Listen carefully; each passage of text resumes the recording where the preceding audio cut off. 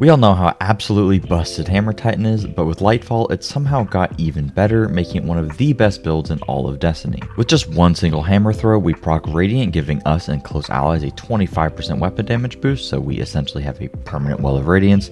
We gain Cure, healing us for 60 HP. We spawn a Sunspot, which not only melts everything in its path, but also grants us Restoration, which heals us for 40 HP per second, making us basically unkillable. The Sunspot also gives us the Soul Invictus buff for a 100% increase to grenade regen. Each hammer hit gives us a massive chunk of grenade energy back, not only because of our mods, but also because we spawn a Fire Sprite which gives grenade energy and a stack of armor charge. Every single kill will stack the Roaring Flames buff, giving us a whopping 73% damage increase to all of our abilities, turning our hammer into a big target melting machine, making our grenade a pocket nuke, and buffing our super, which set up right, we can get back in literally just seconds. This is because every single melee kill gives a huge chunk of super energy with our mods, but also spawns an Orb of Power. With this Orb of Power, we instantly heal for 70 HP, we proc Volatile rounds so our Void Guns can apply the Volatile effect, which actually stuns enemies, and also makes them blow up, doing a ton of AoE damage, which we can take advantage of to make our hammer do some AoE damage. And lastly, we become Armor Charged, enabling all of our font mods and our Void Weapon Surges, which happen to stack with Radiant, so we now have a 46% weapon damage increase at all times. The biggest downside with this build is that we're getting so many buffs the game can't even show half of them. The build literally has it all: infinite survivability, infinite grenades, more weapon damage than any other subclass, incredibly fast super generation, and most importantly, infinite hammers of destruction. Before we get into things, here's a quick word from today's sponsor, Factor 75. Factor 75 offers ready-made meals with a difference, combining the convenience of something you can have ready in just minutes while not compromising on the quality. Order a day, a week, or even a month's worth of food and just wait for it to arrive at your doorstep. Factor 75 offers keto, low-calorie, vegan, vegetarian options, and even more, so you can stick to your health goals super easily. All you need is somewhere to heat it up and the time written on the box. No time wasted shopping, preparing, and cleaning up, and more time for what you love. Factor 75 delivers food prepared by real chefs who know how to make delicious, no-nonsense food that can be ready in just 2 minutes. Not only are Factor's meals full of nutritious and good ingredients, but is also good for your wallet. Not having to rely on takeout when you need a quick meal is a massive time and money saver. Nothing is more convenient than having delicious meals ready to eat at a minute's notice. Use my link or go to factor75.com and use code POGNICMAR50 for 50% off your first box, and once you click, my description will live update to count up the purchases. It's a great way to support the channel and save money at the same time. Big thanks to Factor for sponsoring today's video. Getting into the build, everything is actually timestamped down below, so if you're only interested in a certain facet of the build, feel free to skip around, but I'd highly recommend staying until the end, where I'll be going over a ton of tips and tricks while using this build to be able to fully take advantage of it. There will also be a dim loadout link in the description if you want to be able to just copy the build onto your character immediately. If you find the video helpful at all, a like would be greatly appreciated, but without further ado, let's just get into it. First off, we have our aspects, which are pretty straightforward. First, we have Roaring Flames, which gives us a bonus to all of our solar ability damage anytime that we get a kill with a solar ability or an ignition. This stacks up to a total of 3 times. 1 stack gives a 22% increase, 2 stacks gives a 44% increase, while the third gives a whopping 73% increase to our ability damage. Roaring Flames will work for all of our solar abilities, including our Hammer of Soul and Burning Maul super. Roaring Flames also turns our uncharged melee into a charged melee of sorts, dealing extra damage, applying Scorch to enemies, and it even still works for orb spawning, so should you lose your hammer, you can still spam the normal melee to great effect. Our next aspect is Soul Invictus, where anytime you kill an enemy with either a solar ability final blow, i.e. our hammer, or you just kill a target that is affected by the Scorch debuff, we will spawn a Sunspot. Additionally, the Hammer of Soul super will spawn Sunspots anywhere that you actually throw the hammer. Sunspots are incredibly strong and have a ton of interactions, with the first being that when you enter a Sunspot, you gain the Soul Invictus buff for 5 seconds, which gives you a 100% increase to your grenade and melee regeneration rate. If you are to walk in and out of the Sunspot, you can actually reset this buff timer. On top of the Soul Invictus buff, you gain Restoration, which is a 40 HP per second heal, which by default lasts just 5 seconds. Lastly, any enemies that get hit by a Sunspot immediately become Scorched, which does a pretty good amount of damage and will cause even more Sunspots to spawn. This pairs perfectly with our first fragment, where anytime we kill a Scorched target, they will spawn a Fire Sprite. Picking up a Fire Sprite gives roughly 10% of our grenade back, but also will make us armor charged with this season's Solar Surge artifact mod. You can only spawn 1 Fire Sprite every 5 seconds, as they do have a cooldown, which in my opinion is still very strong. This fragment also gives us melee energy anytime that we kill a Scorched target, so it helps out a ton when we lose our hammer and we need to spam our default melee. Next, we have Ember of Torches, where anytime we hit an enemy with our powered melee, being our hammer, we not only make ourselves, but also our teammates radiant, increasing our weapon damage by 25%. By default, this buff will last 8 seconds, but with our next fragment, Ember of Solace, radiant will now last a total of 12 seconds, which is a 50% increase.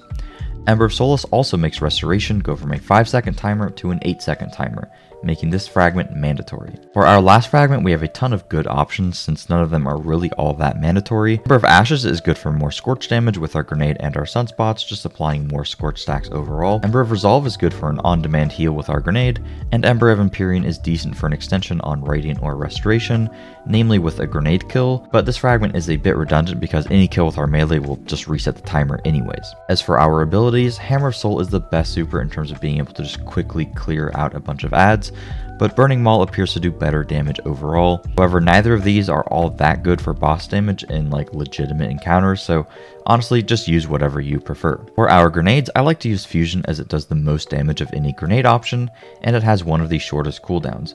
A lot of people are using the Firebolt grenades because this season the artifact heavily leans into them, making them not only spawn fire sprites, but also give you a second charge.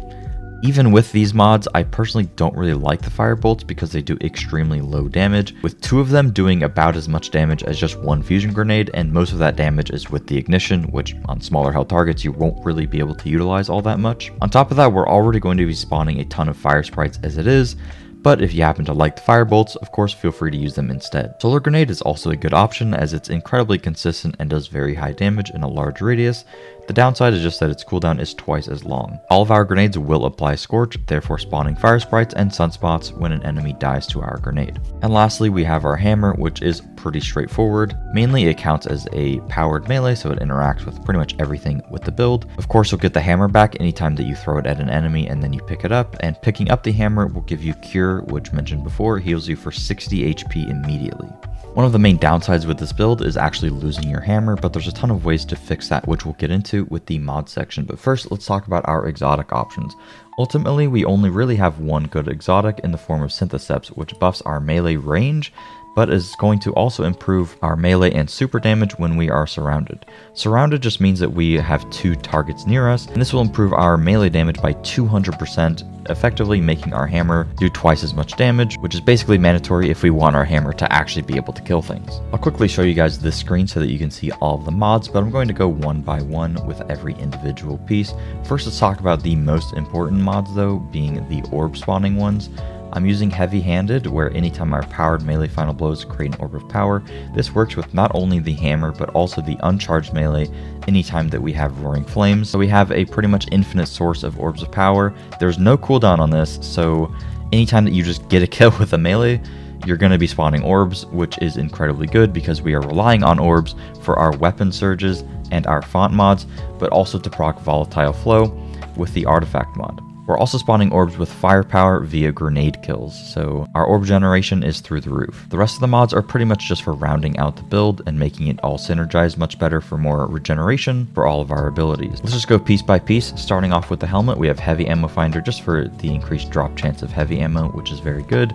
Void Siphon so that we get extra orbs of power, which we're going to be doing a lot because we're getting kills with void weapons obviously. And lastly, I have hands-on. I mainly use this in solo play because it just gives you so much super energy every time you get a kill with a melee, which is very strong. But if you're in a group, I would recommend swapping this to Heavy Ammo Scout so that you spawn heavy ammo bricks for your teammates. But if you want really fast super regen, hands-on is very good, and you could even swap out Heavy Ammo Finder to Ashes to Assets to boost your super regeneration even more. For the gloves here, already mentioned heavy-handed and firepower. I have Impact Induction, which gives roughly 15 to 20% of your grenade back anytime you cause damage with a melee attack. This is on a 7-second cooldown, however, but it is still very good for getting our grenade back incredibly quickly. If you for whatever reason have low discipline, you could very easily swap out firepower for Font of Focus. Remember that the font mods give you plus 30 to whatever stat, so if you were to put on a Font of Focus, you only need to have 70 discipline. I would not recommend the Kickstart mods as these are going to delete all of your armor charge stacks, which we are utilizing to gain weapon damage bonuses via weapon surges. You could also swap out firepower or impact induction for void loader if you want increased reload speed if you're using a gun that doesn't have very good reload speed. When it comes to the chest, I just slapped on all 3 damage resistances here, being melee, concussive dampener, and sniper damage resistance. Melee damage is very good with this build because you don't actually have to take damage from an enemy melee. It's just any damage that you take when you are close to enemies, it will be reduced. And because we're going to be up close and personal using our hammer a lot, this is very good. But ultimately, I would recommend trying to get all 3 of these and then plopping in just a +1 stat mod here so that you have all of your bases covered. And if there's like a solar burn or something, you could swap out one of these for the specific element type damage resist. Additionally, you could plop on a Font of Endurance if you have only 70 resilience, but I would definitely recommend trying to get 100 resilience as your priority. When it comes to the boots here, I like to use 2 weapon surges and then pair that with 1 recuperation. Remember that 1 stack of weapon surge gives us a 10% damage increase, the second stack gives 17%, and the third stack gives 22%. 22% is a little bit overkill, but if you're doing easier content and you don't need the healing, I would definitely recommend swapping recuperation for this. Remember that recuperation heals us for 70 HP, so it's very good for a failsafe and just makes the build have even that much more survivability. Lastly, when it comes to the cloak, I'm using 1-2 finisher for any of those pesky times that we end up losing our hammer.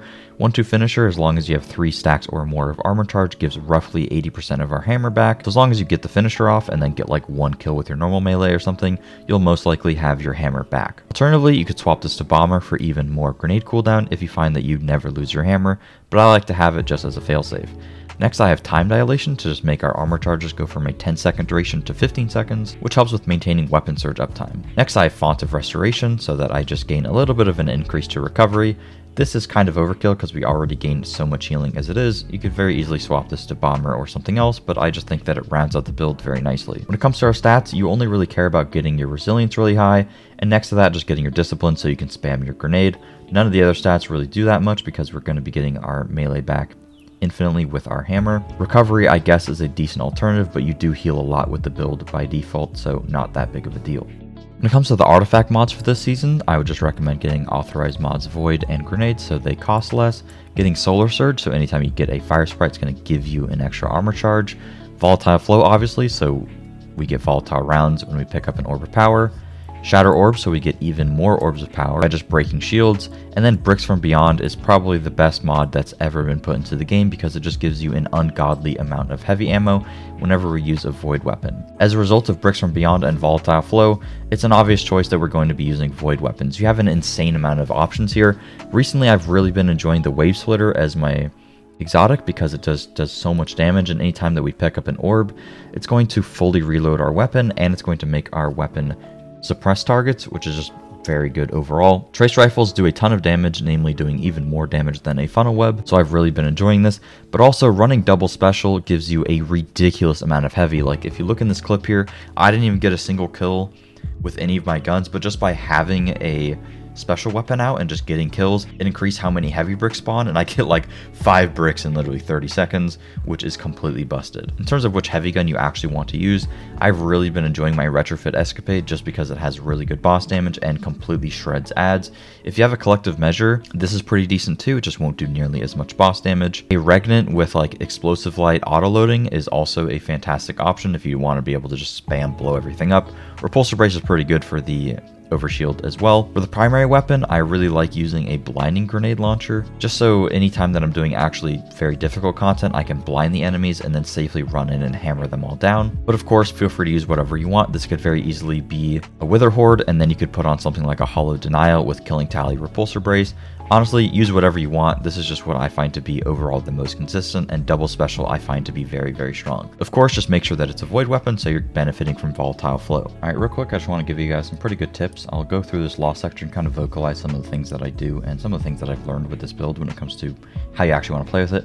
Real quick though, if you're having issues not being able to throw your hammer in close range, you just want to unbind auto melee and then bind something to charge melee and then bind something to uncharged melee. The reason for this is that this will pretty much enable you to always deterministically use either the charge or the uncharge. Having it on any sort of auto function, in my opinion, is bad, because depending on the scenario, you may want to use the auto melee or you may want to use the charged melee, which is your hammer. Alright, so when it comes to gameplay, the hardest part of this build is actually like initiating and getting all your buffs rolling. Once you have all your buffs rolling, it's pretty steamroll. But the hardest part is just getting everything started because you don't have all of your buffs up. So first off, usually I like to blind enemies. So then, as you can see, they're just sitting ducks. They can't really do anything. So either you could start with meleeing, and as you can see, my hammer doesn't do very much damage because I don't have any Roaring Flame stacks. So you could either start by meleeing, or you could just throw a grenade, which will give you a 1 stack of Roaring Flames. After that, now I have 2 stacks of Roaring Flames, so my hammer will start to do pretty good damage, and then I can start to just completely roll enemies. Like I mentioned earlier, I am using void weapons, and something that you can do this season, because we have volatile rounds, is right before you throw your hammer. Oh, did I drop my hammer? Where is it? Yeah, right. I'm stupid.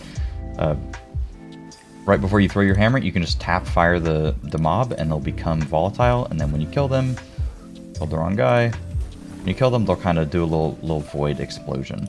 Now let's say that I lost my hammer. I can just use a finisher on this guy, and boom, I get like 80% of it back.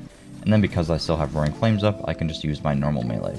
Something I want to mention is that depending on the circumstance, it's actually better to use your normal melee than it is to hammer. As you can see, all these little noob NPCs I can just one-shot with my normal melee, even without Syntheseps procced. And that's just because I just do so much extra damage with Roaring Flames. So the only reason that I would want to hammer those guys, like hammer is just slower, right? Because I might just completely miss the hammer. So the only reason that I would rather hammer those guys is if I want to give myself cure so I can heal, or if I just need the extra damage, right? If the enemy's tanky enough and my normal melee doesn't one-shot them, then I would need to use the hammer.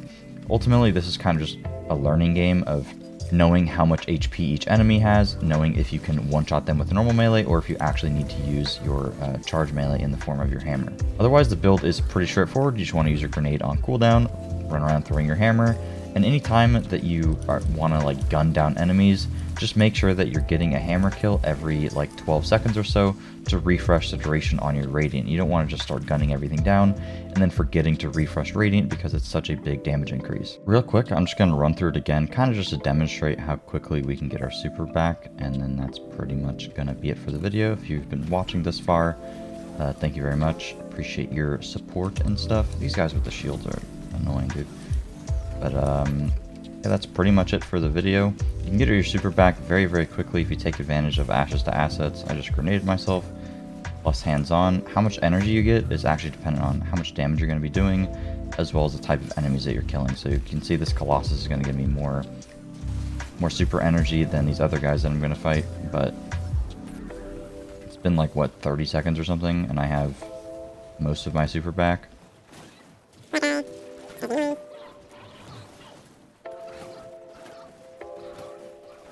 Yeah, so that was like less than a minute or something like that, and I got my super that quickly. It is the Burning Maul one, which has like 1 minute overall less cooldown than Hammer of Soul, but Burning Maul is better for doing a whole bunch of damage. It does do pretty good, decent ad clear, but it's not as good as Hammer of Soul. But anyways, yeah, that's pretty much it for the video. Thank you guys so much for watching. If you enjoyed, please drop a like, subscribe for videos similar to this one. I'll have a ton more build videos coming out in the next few days. And yeah, thank you guys for watching, and I will see you later. Peace.